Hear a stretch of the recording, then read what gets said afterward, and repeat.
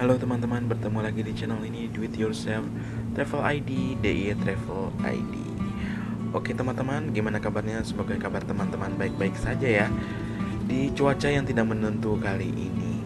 Nah, saya kali ini akan mengangkat tema bagaimana peran PKD atau petugas keamanan di dalam stasiun. Nah, ini mungkin jarang real fans yang ngangkat topik ini ya. Oke, jangan lupa teman-teman subscribe dulu channel gue ini Do It Yourself Travel ID untuk kebaikan channel ini ke depannya agar lebih baik ke depannya. Oke, kita mulai. Bila Anda pengguna sejati kereta pasti akan melihat PKD menjaga saat ada penumpang di area crossing passengers, terutama stasiun Manggarai yang dulu ya, itu ada PKD-nya untuk mencegah terjadinya kecelakaan. Maksudnya adalah menghentikan penumpang sebelum menyeberang melalui rel saat ada kereta yang akan melintas ataupun berhenti. Nah, dengan stasiun Manggarai yang sekarang tidak ada passenger crossing, yang nanti ke depannya juga nggak ada, mungkin tugas PKD tidak hanya menyeberangkan penumpang, tapi juga lebih ke keamanan dalamnya stasiun. Mereka juga mempunyai kewajiban untuk memberikan pelayanan kepada penumpang, yakni memberikan informasi yang akurat bila penumpang bertanya. Tahu dengan detail jadwal keberangkatan kereta api, baik itu keberangkatan berikutnya hingga tujuan akhir kereta. Petugas keamanan dalam ini juga harus membantu lansia atau penyandang disabilitas bila membutuhkan pendampingan khusus. Informasi kereta mana yang akan berangkat terlebih dahulu. Selain petugas siaran kereta, PKD juga akan memberitahukannya kepada penumpang bila penumpang bertanya. Saat terjadi peristiwa kecelakaan, tidak hanya membutuhkan berita acara, tetapi mereka juga membantu proses evakuasi serta berkoordinasi dengan tim medis jika memerlukan tindakan medis. Ternyata, tak hanya itu, PKD juga harus mengecek kondisi luar rangkaian, di mana harus memastikan pintu rangkaian aman untuk ditutup sehingga penumpang naik dan turun tidak terjepit pintu otomatis. Berkoordinasi dengan petugas yang melayani kereta bila harus melakukan tindakan khusus seperti pencarian barang, copet, atau lainnya. Keberadaan PKD dipastikan hadir di tiap rangkaian KRL Jabodetabek. Sementara untuk pelayanan kereta jarak jauh atau antar kota, peran PKD diserahkan kepada Polsuska. Nah, kalau kereta jarak jauh itu bisa kita sebut sebagai Polsuska, tapi fungsinya hampir-hampir sama. Nah, apabila di setiap stasiun pasti ada petugas yang menjaga di area stasiun ataupun di sekitar rel, seperti yang tadi teman-teman lihat di video ini. Ada petugas PKD di ujung jembatan di stasiun Matraman tadi.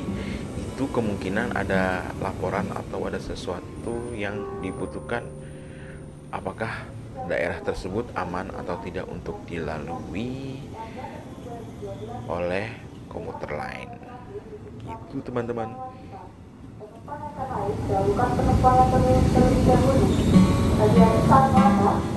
Tapi beberapa kali PKD itu sering berbenturan dengan para rail fans. Seperti saya juga pernah ditegur oleh petugas PKD di stasiun Cikarang. Pada saat itu saya hanya meliput tentang update stasiun Cikarang tanpa tendensi apapun, tetapi saya kemudian ditegur oleh petugas PKD tersebut. Nah, tidak hanya saya, mungkin banyak yang mengalami hal yang sama. Sementara itu, saya hanya menggunakan kamera ponsel, tidak menggunakan kamera DSLR ataupun kamera profesional yang mungkin harus memang berizin untuk meliput ataupun membawa barang-barang yang cukup besar seperti tripod dan lain sebagainya. Saya harap para fans juga mengerti dan menghormati petugas PKD ini. Tapi kita sebagai fans hanya hobi untuk memfoto atau membuat videografi tanpa mengganggu atau membahayakan perjalanan kereta api. Karena kita sebagai rail fans juga tahu apa batasan aman untuk mengambil shoot video ataupun fotografi.